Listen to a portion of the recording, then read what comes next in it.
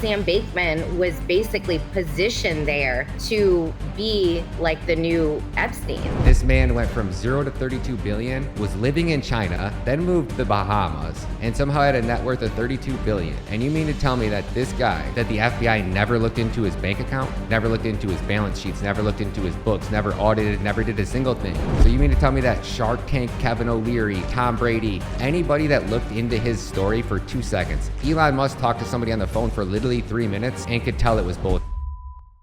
I just can't, I'm still trying to wrap my head around like where this goes from here. As far as like, we're talking about like the most corrupt government organizations in the world that have been in these positions of power for how long now? Centuries. And this isn't the time where they're like, oh, you're going to get impeached. When they lose their power right now, I mean, it's prison for treason for the most powerful people in the world. So what do you think's going to happen, and how do you think it's going to affect people mentally when they really realize that? I don't know how to say it. Does that make sense? Am I going down the right rabbit hole? Like when these people lose their power, like what are these people willing to do, and how far are they willing to take this to maintain this power? Because when they give it up, they're going to prison. So you're talking about the FBI, the DOJ, the CIA, the most powerful government organizations in the world that assassinated the most popular president in U.S. history. Mm-hmm. And now we're talking about removing these people from power. I don't think it's going to go down easy. Like, what do you think is going to happen? And how can people mentally prepare for that, I should say?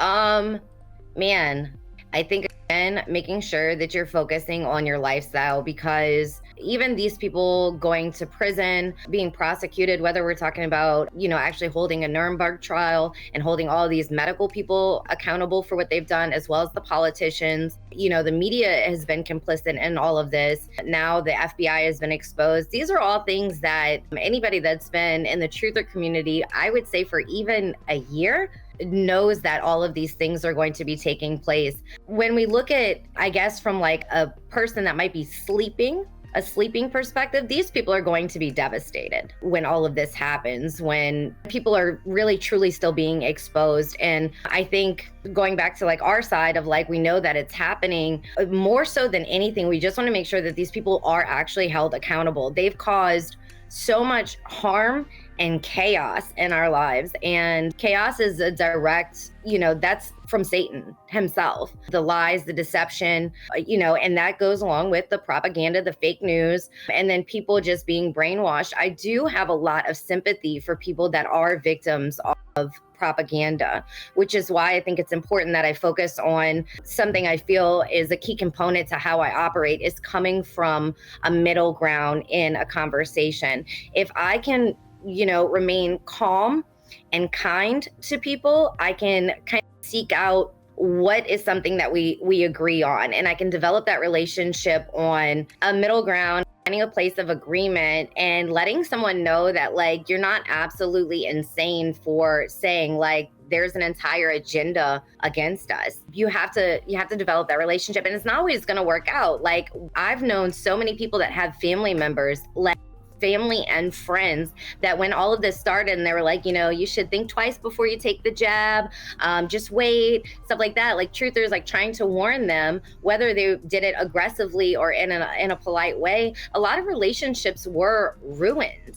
That goes because there's people that are victims of propaganda that won't be able to see it. And so they see you as disinformation, or that you don't know what you're talking about, which is really kind of crazy to me, because these are people that are intelligent, that are, I won't say wealthy, but like have done well for themselves, that run businesses, that are members of the community and things like that. And all of a sudden, because I'm telling you that this is propaganda, they have something more sick at play, now you don't trust me. That's been really difficult for a lot of people that I'm close to, kind of being disowned, or, breaking up, or not having friends. I don't know what you call it when you end a friendship. It's not like breaking up with your, Yep. boyfriend or your spouse, but a lot of relationships have ended because people see things so differently.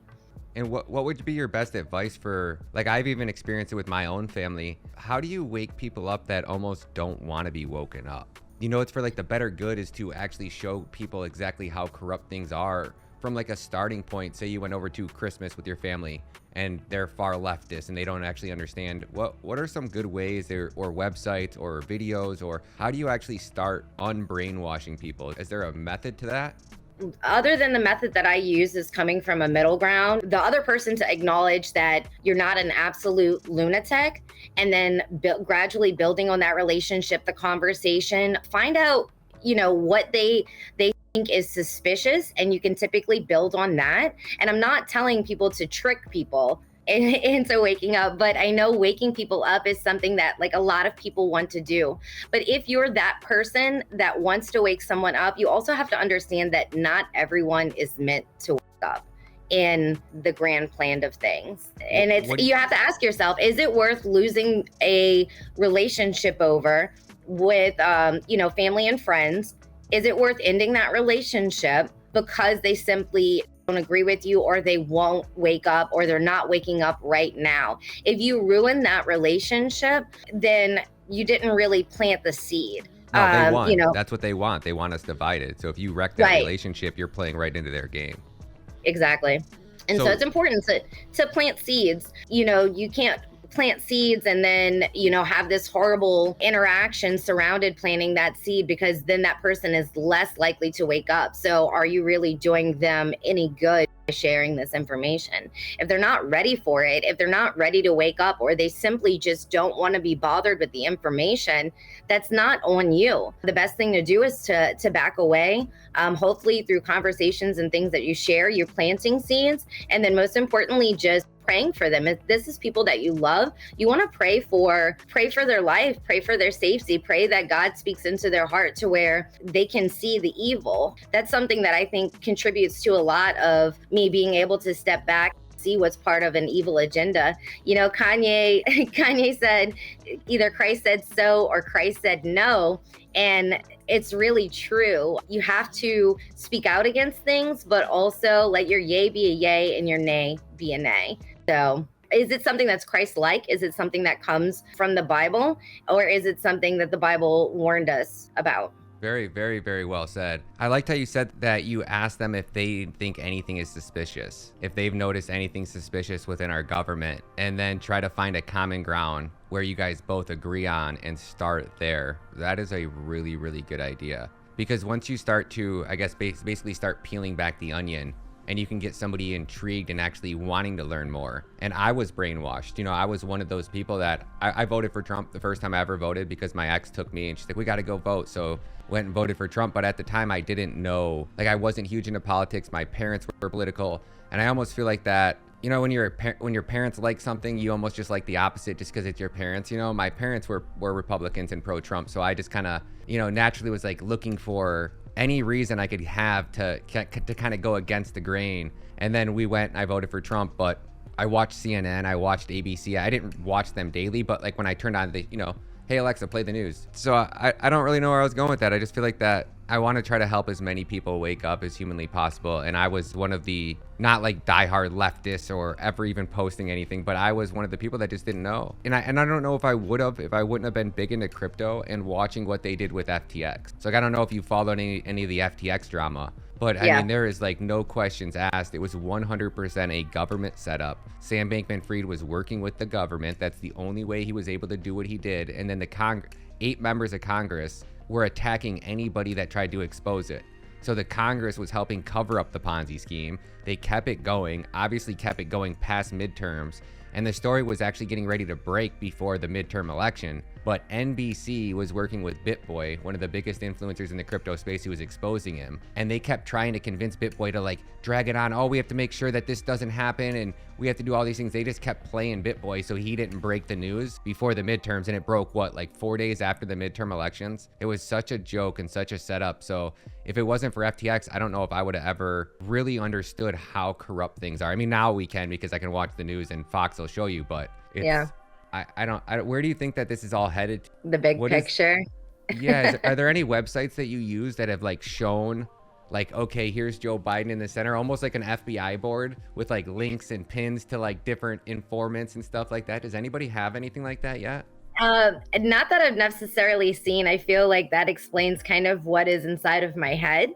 Uh, trying to like, basically, you can follow the money, but I don't think that this is truly all about money. And when it comes to these stories like the FTX and the Hunter Biden laptop and everything that has been dropped about, the jabs and really how much these stories are ignored. The child trafficking ring. I mean, you have to remember that we still don't have the list from Epstein and Ghislaine Maxwell, the people that were involved with that. And we know based on flight logs that there's some very big names. And I also heard something. And so since you've been following the FTX story, let me ask you this. I essentially heard that Sam Bankman was basically positioned there to be like the new Epstein. 100,000%.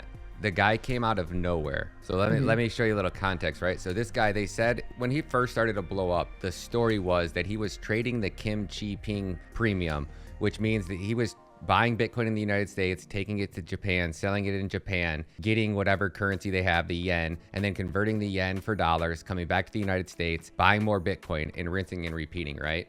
So that at some times there was a 30% difference between the price of Bitcoin in the United States and the price of Bitcoin in Japan. So he claimed that he was actually getting ready to buy a private jet and fly 50 people, because you can only fly with $10,000 or whatever like the legal limits of flying with money are internationally. You could only fly with so much. So he claimed that he was going to have people on the planes and all this shady, crazy stuff. But Bitcoin's trackable, right? Like every transaction is on chain.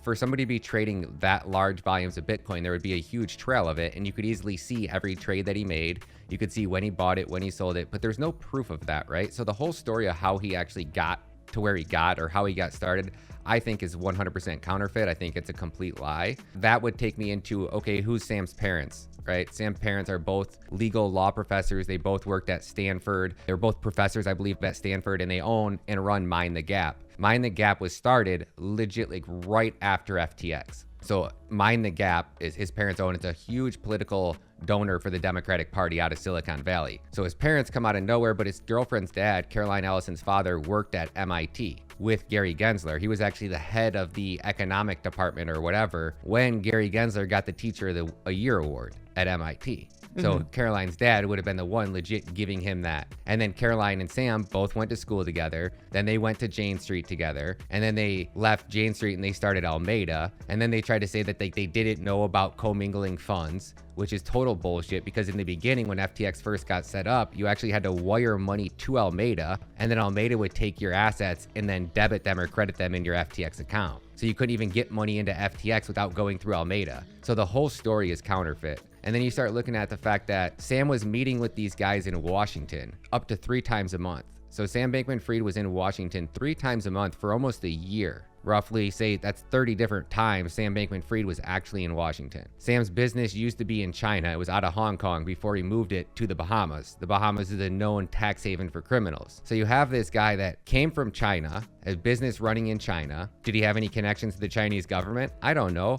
But you'd think that when somebody goes from $0 to 32 billion in 2 years, he's the fastest growing billionaire. This man went from 0 to 32 billion, was living in China, then moved to the Bahamas, and somehow had a net worth of 32 billion. And you mean to tell me that this guy, that the FBI never looked into his bank account, never looked into his balance sheets, never looked into his books, never audited, never did a single thing. So this guy could literally be an undercover, government assassin, and you're letting this dude into Congress, into the White House, into the Pentagon with zero clearance, without even looking into his bank account.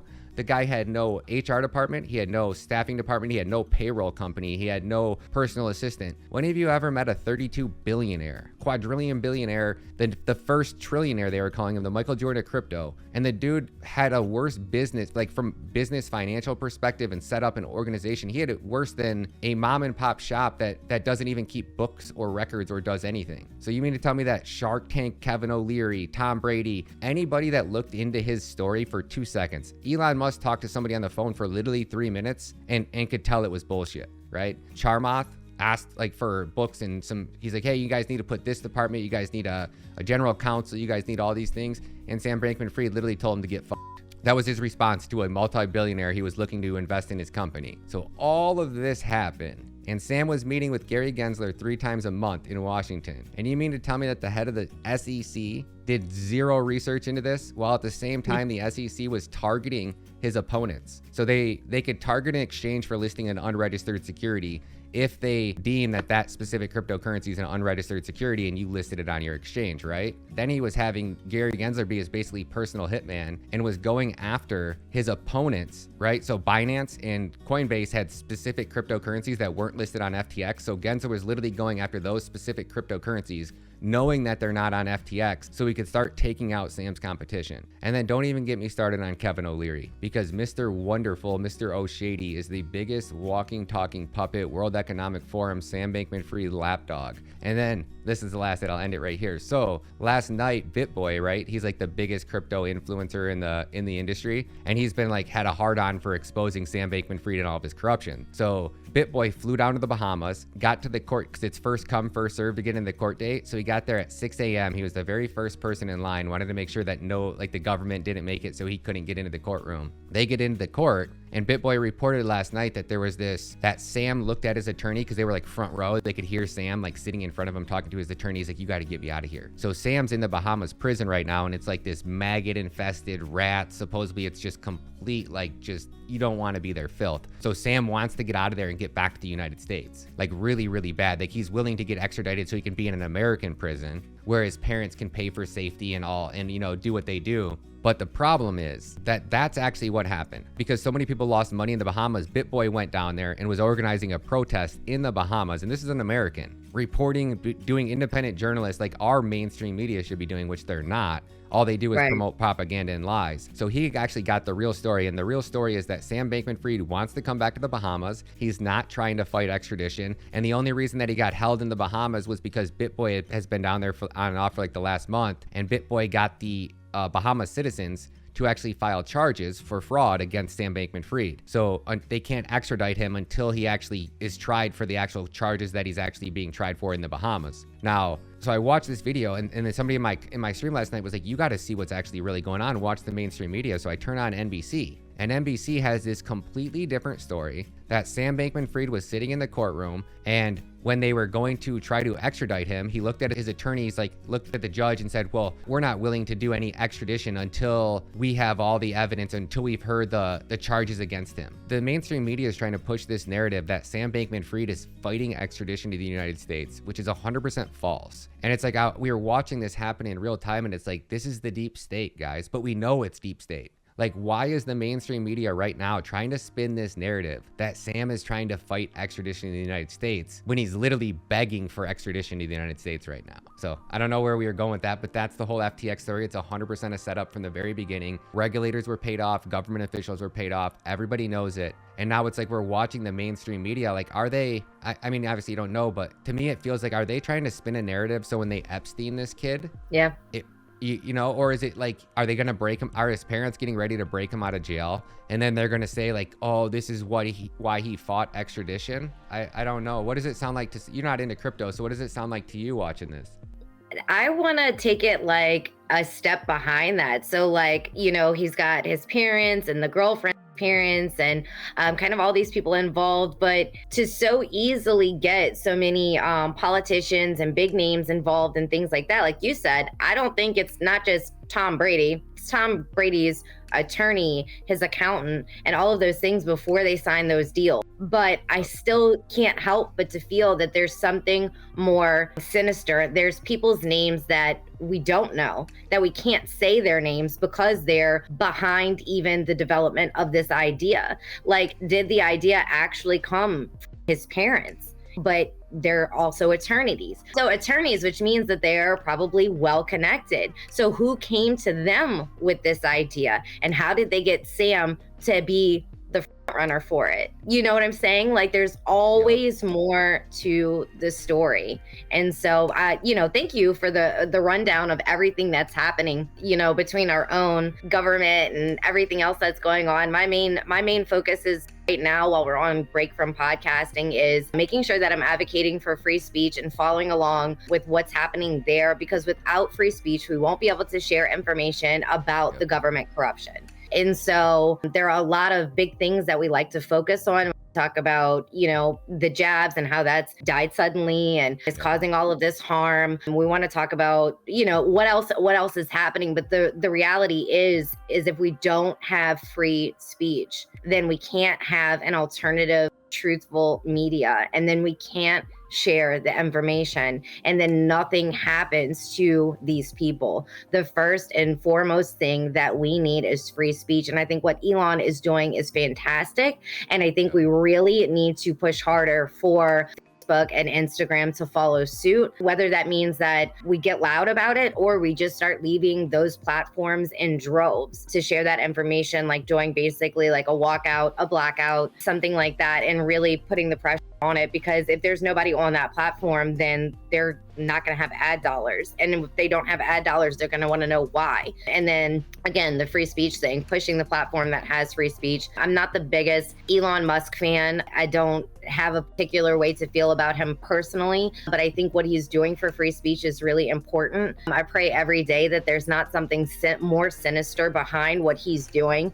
And most importantly, I'm praying that the people that have been wanting for free speech for so long can firstly support Elon in this journey, and then two, push to take it a step further to make sure that there's some accountability for what's happened to the American people. I agree 100%. I think Elon's been doing a great job, whether you love the guy or hate the guy. Anybody that's trying to advocate for free speech can't really be trying to do anything cynical unless he has a plan to take away free speech after, like it was all a big setup from the beginning where he really didn't want free speech. Because with free speech, corruption can't reign supreme. Just plain and simple. When you can wake people up and you can educate people, there's really the government loses all power, because the lie is so big, it's like unraveling by the second. Like no matter which way you look, like the White House can't even have a press conference anymore because there's so many issues that they can't avoid the questions from, like there's no spinning it. Do you think that there's something bigger coming, or do you think that we've seen the worst of the corruption as far as like what they're willing to go, like what lengths they're willing to go through? Or do you think that we have like World War III coming, or they're gonna,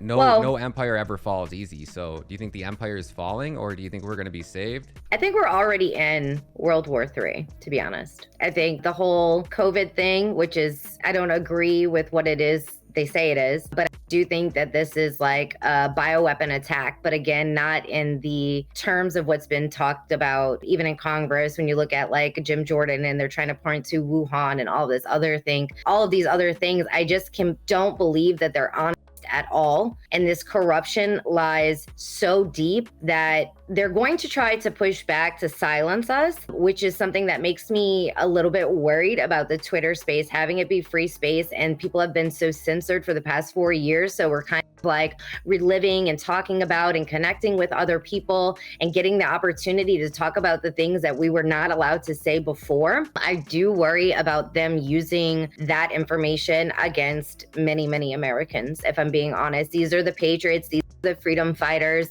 These are people that have actively been working to share information and expose what's going on. I think that a lot of these people are going to wind up being targets of this corrupt government, to be honest with you. And do you think that there is a way that we can organize now, as far as like, I'm so surprised how easily the Black Lives Matters protest broke out over one person. I know it was a much bigger ideological picture than just one person. It was years and years of police brutality and corruption, but that's really not true. What do you mean? That's actually not true. What? So I would just point you to a documentary called Uncle Tom 2. It came out this year. What it really points to, so we know that George Soros is behind Black Lives Matter. I meant like the idea of it. I know Black Lives Matters is totally crap, but I was just saying like the idea of when people, like myself, I went there to film, right? Like me and my ex went to 3 different events. We went to Chicago, we went to New York, and then we went to Detroit. But it was more so like I didn't go I just went to document it. You know, we went to shoot and film and stuff, but people still organized. So how did they organize that so easily? Well, one, they weren't censored, and 2, they were very well funded. And there's definitely, we know that George Soros is behind the scenes, but there's also several others that have this ideology. I can't say it. Ideology. I was missing the E, sorry.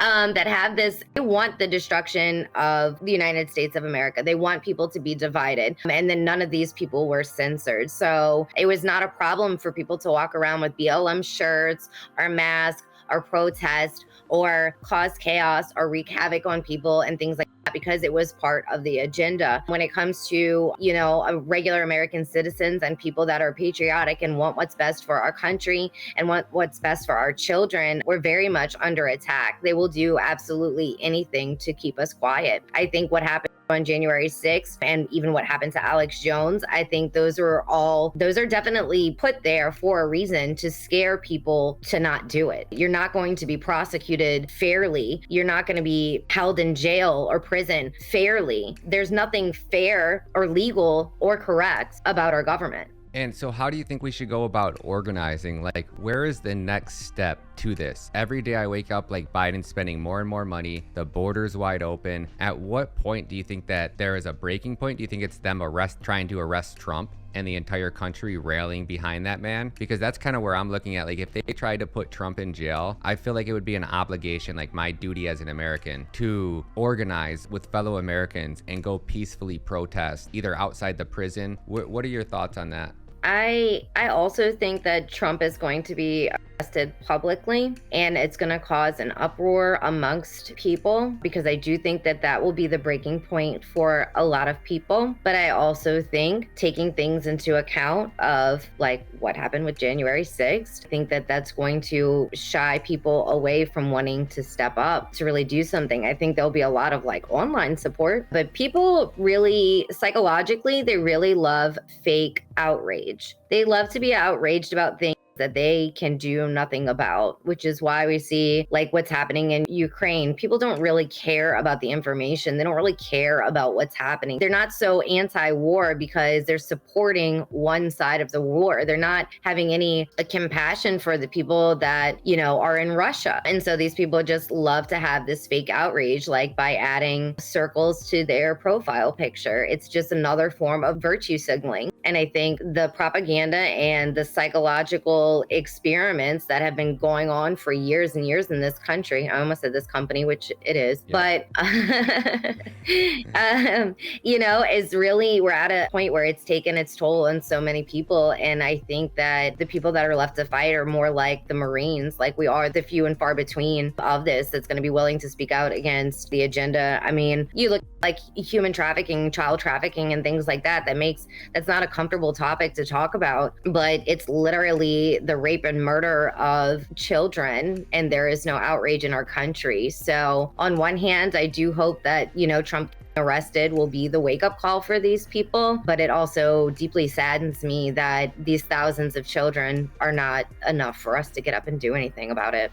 I couldn't agree more. I'm a father, right? I have a 9-year-old son, and every day I wake up and I think that if something doesn't happen soon, like there is no more future for my children. I don't know, why are we waiting for Congress to take action? Like, our government is so corrupt that the FBI, the DOJ, the CIA have all been exposed. There's undisputable mountains of evidence. And we are sitting here with half of a Congress, half of the politicians that are supposed to work for us, the people, are doing nothing. Not only are they not doing anything, they're also trying to intervene and trying to take down and attack anybody who speaks out against this. I mean, we are literally boiling frogs, and nobody seems like they got the balls or they're willing to do anything besides tweet. And I know that we're kind of sitting here and it's all fresh, and there's still millions and millions of Americans who don't even know that Biden's corrupt. They don't know that the FBI is corrupt. So I think that maybe over the next couple of months, but our government, I don't know if you heard Mike Benz in that Twitter space the other night where he was actually explaining how the United States government overthrew the Ukrainian government. And then after we overthrew the Ukrainian government, people like Hunter Biden were put on the Burisma's board of directors and were profiting,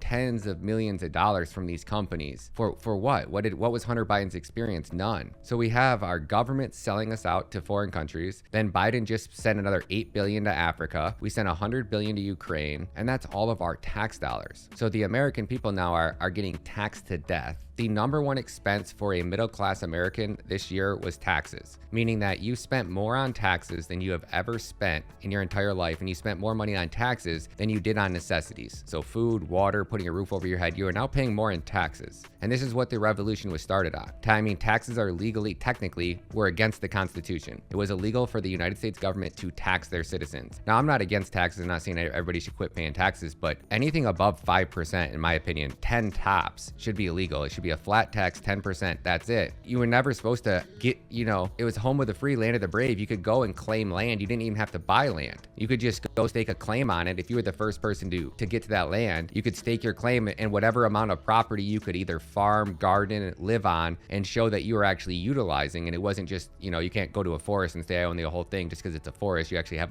to have a purpose for it. That was how the world was. And then once you bought your property, it was your house, you owned it. And now it's like you always have property tax, you always have sales tax, you're always having all of these constant taxes. You really technically never own anything. The government owns everything. And our forefathers sacrificed their life. And if people start actually learning the laws, and actually the rules of the Constitution, which our forefathers sacrificed their lives so we could live this way, and we've gotten so far away from it, I don't know what that tipping point is going to be, but I can't imagine that people are going to let this go on much longer. You look at countries like Dubai, where they actually get paid to live in that country, and how profitable our government could be. To help you understand that, our government made $4.9 trillion in the last 12 months. So in the last year, our government made $4.9 trillion.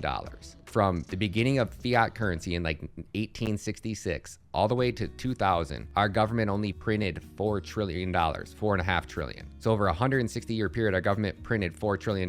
In 2022, our government made $5 trillion. So why are these government officials flying around on private jets? Why are we sending $8 billion to Ukraine? Why is our border wide open? Not only why is our border wide open, yesterday they just found footage of the Mexican government shuttling people in military convoys in truckloads to the border. So why is the Mexico government helping people from Cuba, Dominican Republic, Jamaica, all over the world? Why are these governments that many people couldn't walk that far every day? Like, these people are walking across the world. No, the government is helping them. So the question I'm asking is, are these other governments sending over military operatives undercover to sneak through the border? Is that why they're letting in millions of people? Are they really letting in military veterans from other countries that are undercover, that are going to be trying to overthrow our own government, as far as like overthrow the people? Is that why they're bringing all these aliens in, or why?